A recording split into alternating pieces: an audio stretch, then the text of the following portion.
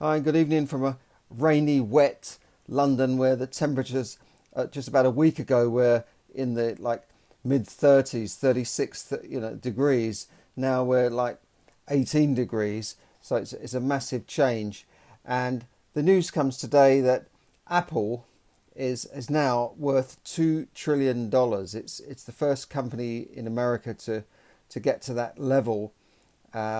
And it's the most valuable American company of all time. I think only maybe Aramco, the Saudi Arabian oil company, may also be worth that sort of figure, but that's not really a public company in the sense that companies are public in the West. Let's just put it that way. But it's a remarkable growth in the share price, 60% up since the start of the year. And this is at a time when we are in a massive recession, maybe the biggest recession we'll see since the 1930s. Apple has gone up 60% in share price in just this year. Also, we see that Elon Musk, the owner of Tesla, is now the fourth richest person in the world after his stock holdings gained 8 billion in one day. So in one day, Elon Musk's wealth went up by $8 billion. It doesn't make sense. Now, it doesn't mean he's got all that money in his pocket. His money is tied up in his company. But I'm sure he's got a little bit more money in his pocket than most of us. Apparently, he doesn't take a salary from Tesla. He's got a load of money. I think he was the guy that started PayPal and then sold it. Then he started this company, Tesla, named after the great engineer. And they make cars. You see a few Teslas around, don't you? But can you believe that Tesla is now the most valuable car company in the world, despite having lost billions? It's only just started to turn a profit. It's worth more than Toyota, Ford, General Motors, but it only sells a fraction of the number of cars as those companies. Yeah, its share price went up by 11% in a day, and that meant his value of his holdings went up because he doesn't own the whole company. It's a publicly quoted company. The value of his holdings went up by 8 billion in a day. He's now worth 84 billion. He's in the top 5 richest people of all time in the world. I mean, and all these tech companies are now getting to that such a high level in value. The FANGs, the Facebooks, the Apples, the Googles, are now worth more than these old industrial companies like General Motors and General Electric and the big mining companies and that sort of that used to be. So it's the information age, and you can see how these companies are soaring in price. Now, whether these values are realistic or not, I don't know. I can't see how Tesla can be worth more than Ford and General Motors. I think it's worth more than Ford and General Motors combined. Ford and General Motors have got their problems. They're mostly petrol car making companies, but they're going to recover. They will start producing electric vehicles and hybrid vehicles pretty quickly, and I'm sure they will undercut the rather expensive Teslas. And we'll see. I think that the share price is based on future valuation, and that Tesla is there with the technology. It's got self-driving capabilities coming up fairly soon. I think in the next few years we'll see self-driving cars where you can get in your car and drive across America or drive anywhere you want. That's going to come, and that will mean the loss of millions of jobs. Uber already looking at this, and they've already got the capabilities, subject to tweaking it a bit and ironing out all the problems of making Uber self-drive. I mean, that's hundreds of thousands of jobs just in the UK alone, let alone America, all those Uber drivers. So it will come.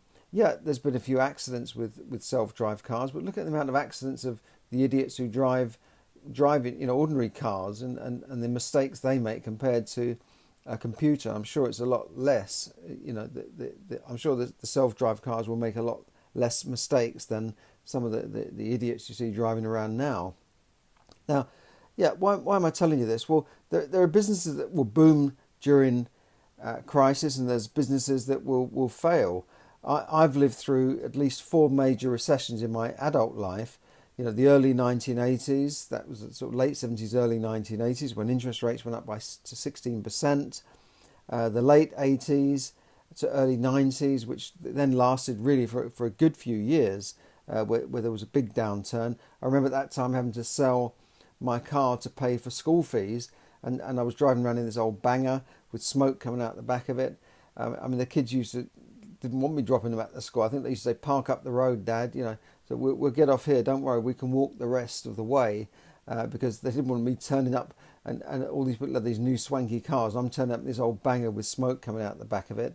But, I got through that. We recovered. I didn't go bankrupt or anything like a lot of people did. And that was the 90s. Then, the 2008 so-called Great Recession. And we're in the current one now. So I've lived through all these recessions. I've seen that some people go under and some people do well. And some people continue to do well and survive regardless of recessions. And you can too, if you just keep your wits about you, you tighten your belt, and you don't have too much consumer debt. You don't keep spending and spending like people still are, and you can survive recessions. Unfortunately, there'll be winners and losers in recessions, which seem to naturally cull the poor performing businesses almost by natural selection.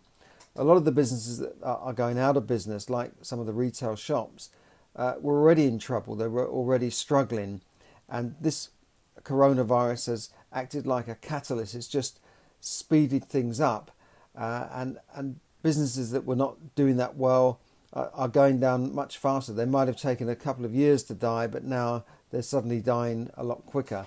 Marks and Spencer's was already in trouble. They'll have to cut back on some of their shops. Debenhams, I think, were already in a few problems. And you're going to see a lot of jobs going. Marks and Spencer's announced 7,000 job losses just recently. Also, I think we've perhaps got an oversupply of offices and shops. We're going to see those go as the online shopping boom just takes place and accelerates. We all complain about shops going under, and yet we pick up our computers and order stuff from Amazon rather than going to the shops. I did it myself the other day. I thought I needed some Apple accessory. You can't buy it everywhere. Am I going to go into town on a train to an Apple store and sit there with crowded people to buy something for my Apple phone, or am I going to buy it online? Well, the answer is obvious. I'm not going to risk it, and also I don't want the hassle.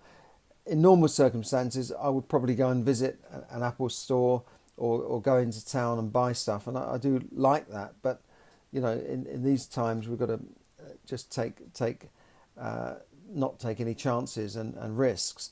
So, what businesses are surviving and what businesses are doing well? Well, some businesses are doing well, believe it or not. I'm just going to give you a few examples of businesses doing well. Camping.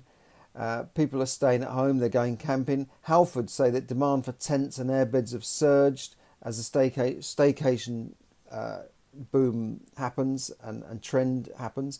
John Lewis said they reported a 243% in sales of camping equipment, camping chairs, inflatable pillows. Staycation in general has done well. UK hotels have had a bad time now that they've been able to put up prices and that they're all full.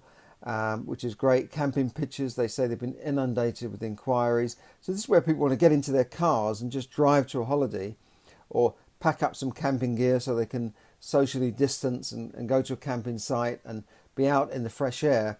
Mind you, on a day like this, you wouldn't want to be camping. Last couple of days has just been wind and storm, and that's the English weather. But, I'm glad that people are staying at home and spending their money in the UK. Hopefully that will put more money into the economy here. Cycling, you can see loads of people cycling around, can't you? You can see loads of people, families with 4 bikes riding around on the pavement, running you over. They don't care about anybody of cyclists. They just run out. They don't stop for traffic lights, or they don't mind where they ride their bikes. But anyway, it's good for the health, I suppose. But my local Halfords, I went in there the other day. There's hardly any bikes there. I just wanted a bike pump. Sold out, nothing. All the bike accessories are just gone. Garden furniture is another one. I wanted to buy some, low-cost plastic chairs. Couldn't find them. Everything's like £30 a chair, £50 for, £150 for 4 plastic chairs for the garden. You used to be able to pick these up at garages for $5 each at one time. It's just incredible. And garden furniture, I've seen garden furniture selling for up to £10,000 for a bit of, wicker garden furniture with nice cushions and that sort of thing. But there's certainly garden furniture that are out there for £1,000, £2,000 selling online right now. Home gym equipment has gone through the roof. People buying bikes as they don't want to risk going to gyms. Peloton, that company that all go crazy riding, home gym, online kind of gym classes and bike classes and that sort of thing. And Peloton shares have gone up by 300% just since March 2020. That's 300% since March 2020. That's incredible. Now, Peloton are not just selling bikes, of course. They've got a subscription service. So once you're locked into them, you're more likely to want to keep subscribing and, seeing where your score is in relation to other people. It's part of a kind of a home gym health boom that I think could continue. Whether or not I'd want to buy Peloton shares at those sort of prices, I think not. But, people, your home could become more of your castle in the future if people decide to stay at home. Even home office equipment, people are buying a lot more stuff to set up their home offices, and that's a trend I think will definitely continue as more people do work from home. Makeup is another one. Makeup, small luxuries. Eye makeup, for people who want to make their eyes look nice over their mask. I haven't tried it myself, but apparently that is booming. Obviously, online shopping in general is booming. Amazon shares have gone up. Bezos, is just the richest guy in the world, isn't he? Netflix, more people are subscribing to Netflix. Zoom, among the lockdown winners as we all turn to use these online tools. So that's good news for those sort of companies. But high street shops, cafes, restaurant, pubs, music venues, theatres, all losing out. Even the famous Cavern Club in Liverpool, where the Beatles started out, great place. I think they're going to close down unless there's some rescue package comes in. But they're all suffering. I've been to some restaurants recently where, they can only serve a few people, maybe 30 or 40% of their original capacity. They can't survive like that. So takeaways and home deliveries, those are the people who will survive. They're doing quite well. Domino's and these companies that are delivering food at home and doing takeaways, they are doing okay. But the rest of them are really suffering at the moment, and we'll have to see how things pan out. Airlines obviously suffered. Flights are quite expensive, and I think airlines what they've done is just cut back on the number of flights they're offering. They've got whole runways full of aircraft just parked there for them, mothballed almost, until things get back to normal. So prices will remain high to fly anywhere. So those are some of the winners and losers in the crisis. As I said, you can survive this, but you've got to tighten your belt, got to make sure you're not in too much consumer debt if you're not already, or try and pay off that consumer debt, that credit debt, card debt. Make sure that you have some savings. They said most Americans couldn't come up with I think up to 50% of Americans couldn't come up with £500 in an emergency. Things are quite similar here. And the other thing you can do is try and learn new skills. Maybe you can adapt in this market if you see that your job might be going. I'll leave a link up there on my page if you want to attend some seminars, webinars on getting into online business or property business. Maybe you could learn some new skills to build a little income on the side so that you can survive the coming recession. Because even though the stock markets are high at the moment, they are high. The Standard & Poor's index has gone up to its all-time high. FT 100 is still high. Even property prices are going up at the moment. I think this is the calm before the storm. And to think that there's just this V-shaped recovery and we're all going to be okay, then I think people are living in a fool's paradise. I think we're still in for a recession when this furlough scheme ends. I think we're going to see a lot more unemployment, a lot more pain to come. So I'm sorry it's ended on a bad note, but you've got to think of yourself. You've got not just look at the economy, but look at your economy, the economy, and try and prepare for this recession. Thanks for listening, and have a look at my links, and check out my book as well. Yes, money can buy you happiness. So have a great evening and bye for now.